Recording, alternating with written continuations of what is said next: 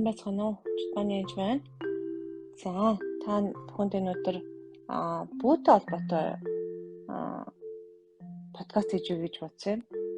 Тэгэхээр Лук 10:19-ийг уншия. Харахтун би та нарт могоо хэлхэнс тоонууд халдах дайсны хамаг хүчээс дээгүрэх их мэдлэг өгсөн. Та нарт юу ч хор учруулахгүй. Гэсэн хэдий ч сүнсүүд төвшөлч орсон гэх та нар бүү байл харин нэр чинь тэнгид бичсэн гэдэг баялагтун гэв. Тэгэхээр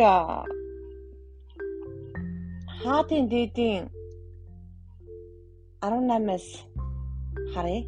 Хаадын дээдийн 18-аас энэ бүлэг дээр юу яаж байгаа юм бэ гэхээр Илия тухайн үед Баалын иш үзүүлэгч нартаа сөргөөж байсан тухай гэдэг би ганцаараа 450 Баалын иш үзүүлэгч нар ирсэн байж байгаа юм л да.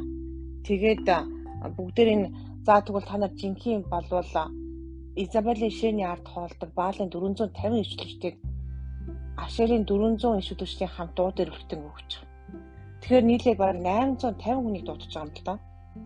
Тэгэхээр Монголд одоо жишээлбэл Хөвсгөл аймагт гэхэд маш олон бүү байгаа. Хөвсгөлч гэхгүй бараг айл-айлын хажууд бүүтэй болъё гэсэн тийм уриалга гаргасан хүмүүс байдаг. Тэр энэ үед ч гэсэн бас Баалын 850 иш үзүүлэгчийн эсрэг хилээ ганцаараа зогсож байгаа. Тэгээ та бүхэн хэдий батал хоёр замын хооронд тэнгэрлэх юм бэ? Хэрвээ эзэн бурхан муу юм бол түүнийг дагаа гэж хэлж байгаа. Тэр энэ эзэн бурхан бол үнэхээр мөн байгаа.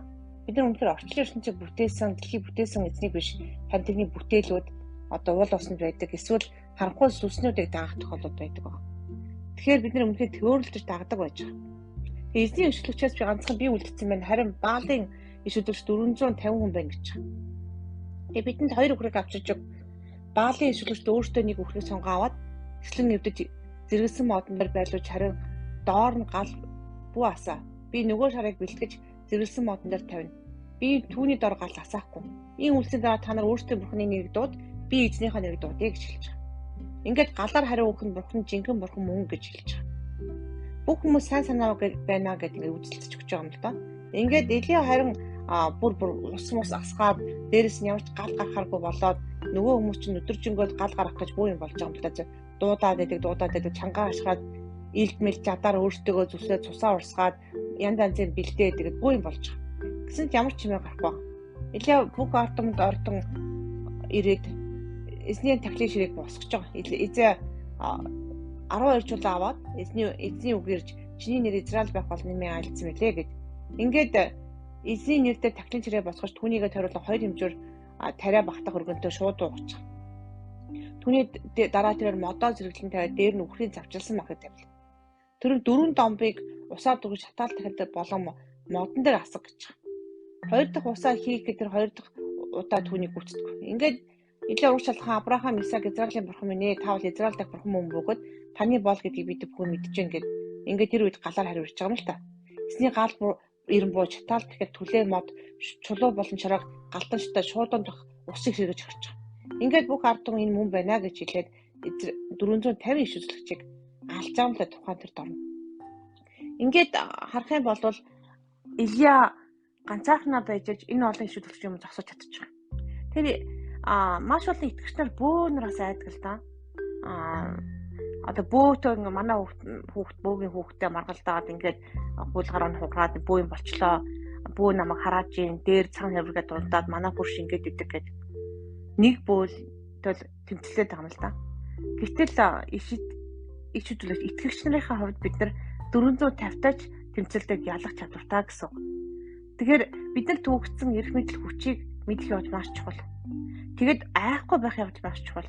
Айр тэнэглэцгүй таны хүч эрх мэдэл ажиллахгүй шүү дээ. Шүглчин дуурахгүй юу ч болохгүй гэсэн. Тийм учраас эхний дотор эзэн дотор ямар хүчтэй гэдгийг мэдрэх хэрэгтэй нэгдүгээрх нь.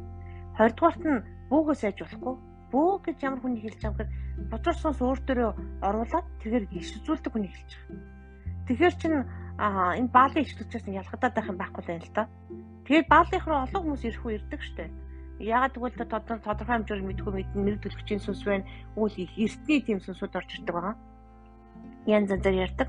Тэгэхээр тухайн өгцөн хүний сүнс орж ирэх биш. Тэр хүнд байсан бодор сүнс орж ирж байгаа юм л та. Ер нь бол даанч мэдхгүйгээс болоод хүмүүс тэгж ярьдаг. Тэгээд ойлгохгүй үедэр ярина. Угаасаа чөтгөр амаар нь ярьж байгаа юм чинь. Уган чөлөөлт хийх юм бол гараад алга болчихвол гэсэн үг юм бол. Тэгэхээр бөө мөрөгтийн янз бүрийн тэр юмнуудыг залбирахад бол маш амархан гарч явдаг байгаа. Бузар сүнс нөгөө мэддэг болохоор Иесусийн нэр захиддаг мэддэг учраас бөө залбирахад маш хурдан цэвэрлэгддэг байгаа. Ялангуяа бөө хүмүүс итгэгч болохдаа маш амархан байдаг шүү. Тэрэн дээр битгий эргэлзээрээ.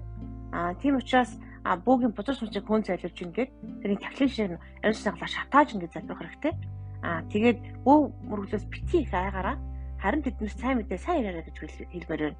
Тэгээд Хөвсгөл аймгийн төлөө ялангуяа Түн сүмийн төлөө залбираа. Тэгээд би өнөөдөр шийдвэрлэгээ авсан өчтөр өнөөдөр хоёуланд нь тэгээд өгөөсөн яг Хөвсгөл аймгийн тайгад байгаа.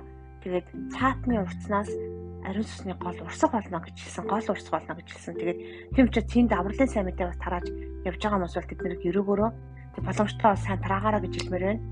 Тэгээд үнэхээр урд нь бөө байсан тэр тайгад тэр бөө байсан хүмүүсийн үр хүртэл итгэж болоод үнэхээр эзэг дагах тийм цаг ирэх юм байна гэж би үнэхээр харсан.